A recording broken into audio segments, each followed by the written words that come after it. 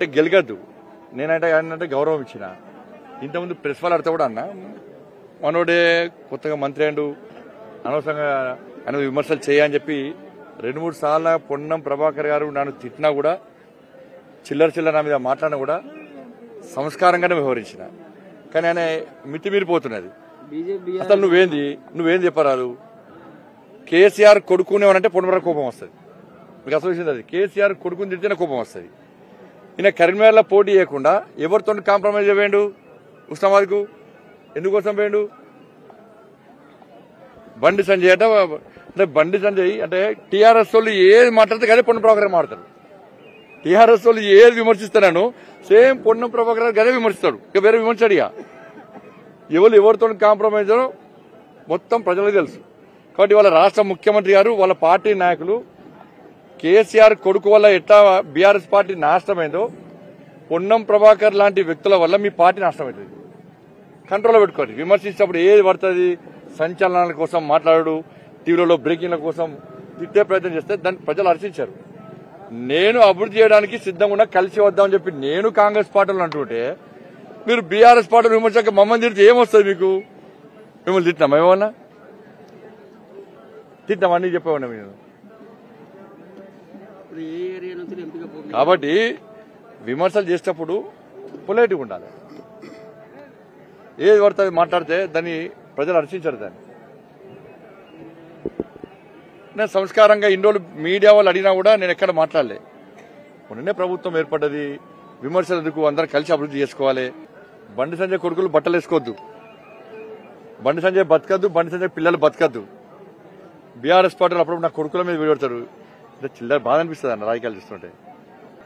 బండి సంజయ్ బండ్లు కొనుక్కోద్దన్న ఒక కార్యకర్త ఎంత బాధ అనిపిస్తుందంటే వీళ్ళ చిల్లర రాజకీయాలు చూసి. ఒక కార్యకర్త కొత్తగా ఫార్చునర్ వెహికల్ కొనుక్కున్నాడు. నాతో ఫస్ట్ డ్రైవింగ్ చేయించాలని చెప్పి నన్ను స్టీరింగ్ మీద కూర్చుంటే బీఆర్ఎస్ వాళ్ళు కాంగ్రెస్ వాళ్ళు పుస్తలతాడు అనుకున్న బండి సంజయ్కి ఇంత పెద్ద వెహికల్ ఎక్కడిది అన్నారన్న. మా కార్యకర్త ఒక బండి కొనుక్కుంటే బండి సంజయ్కి గింత పెద్ద బండి ఎక్కడిది అన్నారన్న. నా కొడుకు షర్ట్ వేసుకుంటే బండి సంజయ్ కొడుకు గింత కాస్ట్లీ షర్ట్ ఎక్కడిది అని ఆరోపిస్తారన్న. ఇలా మా బామర్ది మా సిస్టర్ ఇద్దరు డాక్టర్స్. నా పెద్ద కొడుకు అంటే చాలా ప్రేమ వాళ్ళకు. వాళ్ళు ఏదో కొనిస్తూ ఉంటారు. బండి కొనిచ్చినా తప్పే. కేసీఆర్ కుటుంబం పొన్నప్రావు కుటుంబం మంచి బతకాలి. వేసుకోరన్న. మీరు వేసుకుంటే మీరు బంగారు పూత పట్టుకొని బట్టలు వేసుకోవడానికి ఏం అభ్యంతరం లేదన్న. మీరు బంగారు కోటింగ్ వేసుకొని బండి మీద తిరిగి నాకు ఏం అభ్యంతరం లేదన్న. నేను కటౌట్లు కట్టుకోవద్దట, నేను బ్యానర్లు కట్టుకోవద్దట, మా పిల్లలు బట్టలు వేసుకోవద్దట, నేను బండ్లు తిరగద్దట, నేను తిండి కూడా తినొద్దట. వీళ్ళకి నేను సమాజం కొంచెం పనిచేస్తాను. ఎన్ని కేసులైనా పొన్నం ప్రభాకర్ చెప్పన్నా? ఎన్ని కేసులైనా పొన్నం ప్రభాకర్ గారి మీద 100 కేసులైనా మీద పొన్నం ప్రభాకర్ గారు గుర్తుంచుకోండి. ఎన్నిసార్లు జైలుకి పోయినావు? 2 సార్లు జైలుకి పోయినా. నిరుద్యోగ సమస్య మీద కొట్లాడినా, నేను రైతు సమస్యల మీద కొట్లాడినా. అధికారం ఉంటుంది, పీక్తుంది. అధికారం పోయిన తర్వాత కూడా ప్రజలు 2 సార్లు నమస్కారం పెట్టారు. అన్న బాగున్నావా, అక్క బాగున్నావా, తమ్మి బాగున్నావా అని చెప్పి సంస్కారంగా మాట్లాడే పరిస్థితి ఉండాలి తప్ప మేము అధికారంలో ఉన్నామని చెప్పి ఇష్టానుసారంగా అహంకారం గర్వంతో మాట్లాడితే సమాజం క్షమించది. నీ పక్కన కార్యకర్తలు గుర్తిస్తారు దాన్ని. దయచేసి విమర్శలు బంద్ చేద్దాం, అభివృద్ధి చేసుకుందాం, సహకరించడానికి సిద్ధంగా ఉన్నా అని చెప్పి నేను. నన్ను విమర్శలు చేస్తే నువ్వు బ్రేకింగ్ల కోసం మాడితే బాధ అనిపిస్తుందా? మన కుటుంబ సభ్యులతో బాధ అనిపిస్తుందా? బాధ అనిపిస్తుందా? కటౌట్ కట్టుకోవద్దంటే వాళ్ళు విమర్శిస్తారు. కటౌట్ కట్టుకోవద్దని చెప్పండి. నేను పొలిటికల్ కాదా? నేను ఒక ఎంపీని కాదా?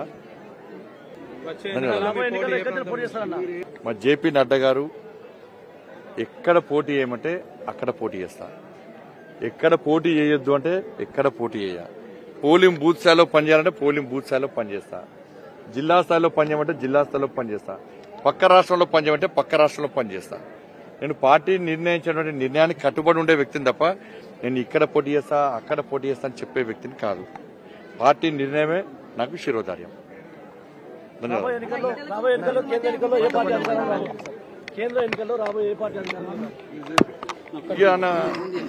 నీ క్లారిటీ ఉంది అని నాతో అనిపిస్తున్నావు అంతే.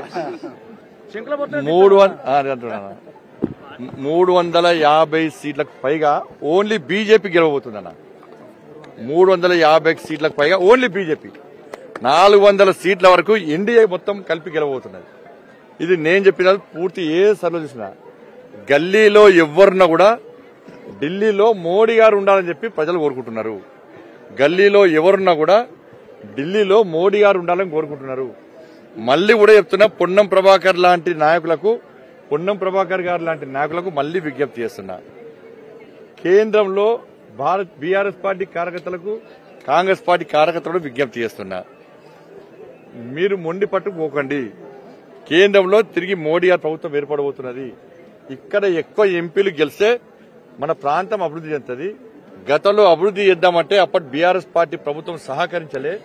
ఈ విషయాన్ని కాంగ్రెస్ పార్టీ మంత్రులే శాసనసభ వేదికగా బహిరంగపరిచిన విషయం మనందరం చూసినాం. ఆ మంత్రులకు హెడ్స్ ఆఫ్. వాస్తవాలు గ్రహించరు, వాస్తవ విషయాలను అసెంబ్లీ వేదికగా సమాజానికి ప్రేరణ గాని అటువంటి పరిస్థితి మళ్ళా రావద్దని మేము కోరుకుంటున్నాం. నరేంద్ర మోడీ గారు ఎన్నికల వరకు మాత్రమే రాజకీయాలు మాట్లాడాలి. ఎన్నికల తర్వాత అభివృద్ధి మన ముఖ్యం. తెలంగాణ రాష్ట్రాన్ని కష్టపడి సాధించుకున్నారు, అనేక మంది బలిదానం వల్ల సాధించుకున్నారు. కానీ అటువంటి రాష్ట్రాన్ని అభివృద్ధి చేసుకోవాలని చెప్పి ఒక తపనతో నరేంద్ర మోడీ గారు అన్నారు. ఇక్కడ ఎక్కువ ఎంపీలు గెలిస్తే ఎక్కువ నిధులు వచ్చే అవకాశం ఉన్నది. బీఆర్ఎస్ పార్టీలో వాళ్ళైతే గెలవరు, అది మూసి నదిలేసినట్టు ఓటు. కాంగ్రెస్ పార్టీ గెలిస్తే కేంద్రంలో అధికారంలో వచ్చే అవకాశం ఉందా? లేదు. కాబట్టి ఇక్కడ అందరం కలిసి రాజకీయాలు పక్క పెట్టి ఇలా బీజేపీ అభ్యర్థులను గెలిపించే ప్రయత్నం చేస్తే తెలంగాణలో అభివృద్ధి ఎక్కువ జరుగుతుంది, ఎక్కువ నిధులు వస్తాయి. అందరూ కలిసి కట్టే నిధులు తీసుకురావచ్చు. ఇది మా విజ్ఞప్తి, మా విన్నపం. నేను ఇది అహంకారంతోనో గర్వంతో మాట్లాడతాను, సవినయంగా విజ్ఞప్తి చేస్తున్నాను. ధన్యవాదాలు.